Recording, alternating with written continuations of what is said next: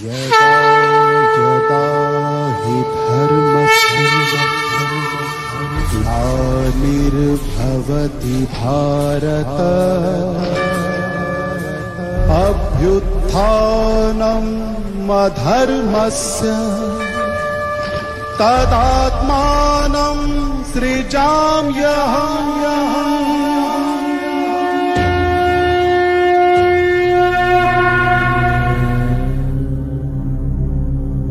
गीता में वर्णित इस प्रसिद्ध श्लोक में भगवान कहते हैं कि जब जब भारत में धर्म की अतिग्लानि हुई, अधर्म बढ़ा, तब तब धर्म की पुनर्स्थापना करने के लिए परमात्मा ने इस धरा पर अवतरण लिया है।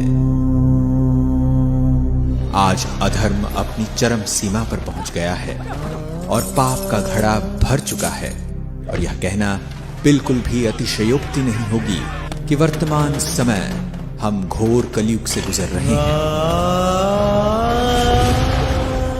जहां एक ओर विज्ञान, तकनीक और भौतिक साधनों की अति हो रही है, वहीं दूसरी ओर जनसंख्या, प्रदूषण, हिंसा, दुख और अशांति की भी अति हो रही है। मानव में निहित मनोविकार भी अपनी चरम पर पहुंच चुके हैं। कहा भी जाता है कि अति के बाद अंत होता है। हम आज एक ऐसे ही युग परिवर्तन काल से गुजर रहे हैं जब हम एक महापरिवर्तन के साक्षी होने जा रहे हैं, और इस महापरिवर्तन की शुरुआत तब हुई जब स्वयं सर्वशक्तिवान परमात्मा परम धाम से इस साकार मनुष्य लोक में अवतरित हुए। हजारों वर्षों से मानव जिस ईश्वर को पुकार रहा था, जिसके एक दर्शन पाने के लिए अनेकों आत्मघाती प्रयास कर रहा था, वह हम सभी आत्माओं के प्यारे परमपिता सिंध के हैदराबाद में दादा लेखराज के तन में सन 1936 में अवतरित हुए। सर्वप्रथम उस त्रिकालदर्शी परमात्मा ने दादा को आने वाले महाविनाश का साक्षात्कार कराया। उन्हें प्रकृति के पांचों तत्वों का विकराल तांडव दिखाया। कहीं भूकंप तो कहीं ज्वालामुखी, कहीं आग तो कहीं पानी का सैलाब गांव के गांव निकल रहा है, कहीं बाढ़ तो कहीं समुद्र की उछालें ऐसी जैसे कि समूल पृथ्वी को ही काल के गर्त में समा दे।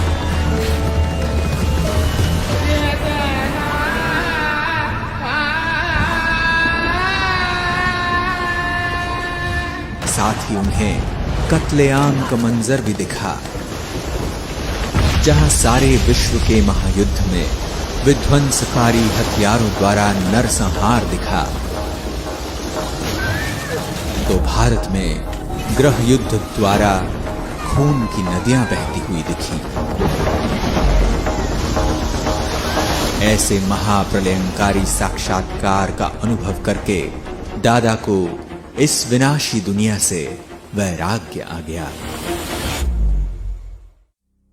तत्पश्चात परमात्मा ने उन्हें कलयुगी सृष्टि के महाविनाश के बाद आने वाली स्वर्णिम सतयुगी सृष्टि का भी दिव्य साक्षात्कार कराया, जिसमें उन्हें एक अति मनभावन दुनिया का नजारा दिखा। एक ऐसी दुनिया जहां चारों ओर सुख, शांति और पवित्रता थी। एक ओर जहां प्रकृति अपने संपूर्ण सतोप्रधान स्वरूप में थी, वहीं सभी मानव भी सर्वगुण संपन्न देवता स्वरूप में विचरण कर रहे थे। सर्व प्राणियों में भी प्रेम और सद्भाव की भावना थी। उस दुनिया में श्री लक्ष्मी और श्री नारायण का राज्य था।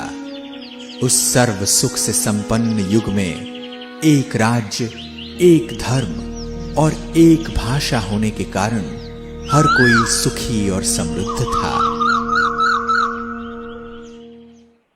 इसके पश्चात निराकार परमात्मा ने दादा को ऐसी श्रेष्ठ दुनिया स्थापन करने के लिए निमित्त बनाया और उनका अलौकिक नाम दादा लेखराज से प्रजापिता ब्रह्मा रखा तथा नियमित रूप से उनके तन का आधार लेकर सत्य ज्ञान की धारा प्रवाहित करना प्रारंभ किया और ऐसे ही शुरुआत हुई ओम मंडली की। यहां आने वालों में अनेकों को दिव्य साक्षात्कार होने लगे और धीरे धीरे यह ओम मंडली पूरे हैदराबाद में विख्यात हो गई। इस पूरे संगठन ने 14 वर्षों तक गहन तपस्या की और 1950 में ओम मंडली पाकिस्तान से भारत में आबू पर्वत पर स्थानांतरित हुई तथा ओम मंडली नाम को परिवर्तन कर प्रजापिता ब्रह्मा कुमारी ईश्वरीय विश्वविद्यालय रखा गया। ज्ञान, योग, धारणा, सेवा द्वारा प्रभु प्यार में पल रही शिव शक्तियों ने धीरे धीरे भारत और विश्व में अलग अलग स्थानों पर सेवा शुरू की। सन 1969 में ब्रह्मा बाबा अपनी संपूर्ण अवस्था को प्राप्त कर अव्यक्त हो गए, परंतु परमात्मा द्वारा स्थापित किया गया यह अविनाशी यज्ञ आगे बढ़ता ही गया और आज सारे विश्व में फैल चुका है।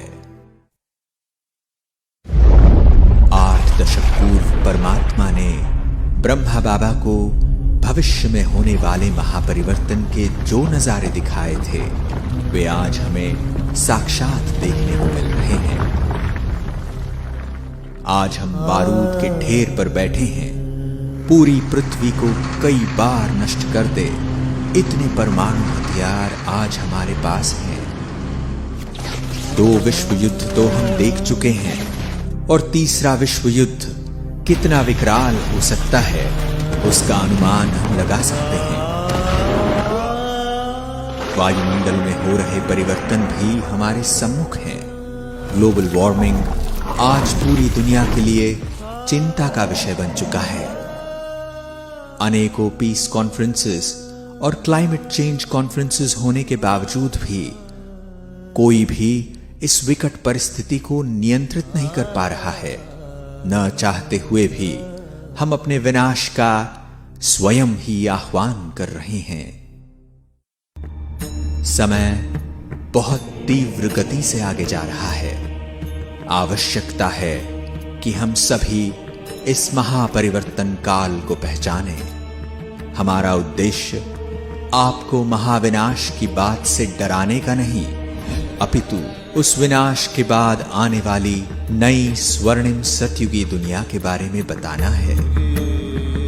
इस परमात्मा अवतरण की वेला के महत्व को जान परमात्मा द्वारा बताई जा रहे श्रीमत को अपने जीवन में धारण करने से ही हम उस दुनिया में जा पाएंगे।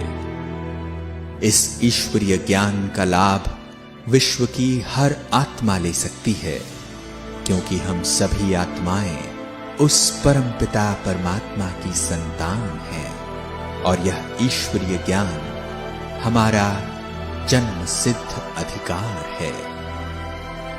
याद रहे, अभी नहीं तो कभी नहीं। ओम शांति।